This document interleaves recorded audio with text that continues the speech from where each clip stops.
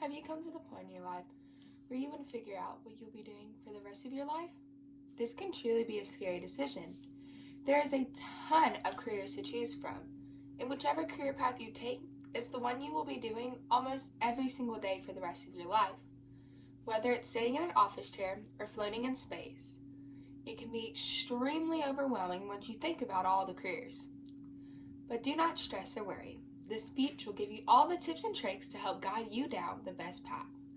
I can't wait to talk to you about how to self-assess, look at your key values, your needs and wants, and of course, teach you how to find a career. The first step you must take in preparing for a career is to self-assess. What is to self-assess? To self-analyze is to look at your key values, your skills, and interests.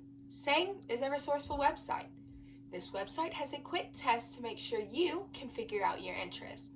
Listen to Granger and make sure your job has a passion. If your job does not have something to do with your passion, you're going to be very miserable and probably quit, and nobody likes that. So what do you do after you've found out your interests? Then you figure out your needs and wants in a job. Is it a certain salary or vacation hours? Either which way, you need to make sure you have these. You can't have a career that doesn't give you also what you want. Alright, so you've come up with your interests and needs and wants. What's next? Instead of trying to find 15 jobs and cram them all inside your head to try to remember, write them down in a list. Do what Rosenberg says, and once you write them all down in a list, narrow it down to about 2 or 5 jobs. After that, it's really simple and organized. And instead of trying to remember all of them, it's there for you to see.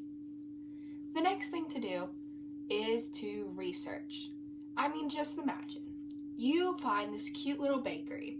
You really want to work there. It has everything you'd want.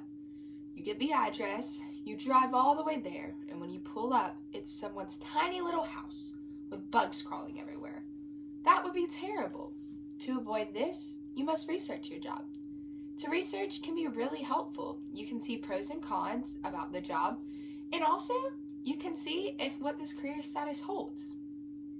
The next thing you want to do is you want to make sure that your career is something that you are prepared for. How do you prepare for a job? Well, first you need some training. You can do this by networking, helping out a local business, going to conferences, and of course, taking some classes. Make sure you are prepared before you go for a job. This will give you a better chance of getting it. Alrighty, what do you do now that you have almost everything? You go for that job. Now please, I am telling you, if you will learn anything from this speech, anything at all you're listening to, listen to this part. You must apply for a job. Once you apply for that job, you should probably apply for a few other positions at different companies or stores. That can give you a greater chance of getting the career that you want. Congratulations, you got the job. I'm so happy for you. But can you keep it? How to keep that job is an important step too. Once you get your career, you gotta stay in that career, so always give your 110% effort. Alrighty, so I agree. Choosing a career can be extremely stressful. But if you look at it the right way, by self-assessing, narrowing down to a few jobs, training, and of course getting that job, it will be just fine.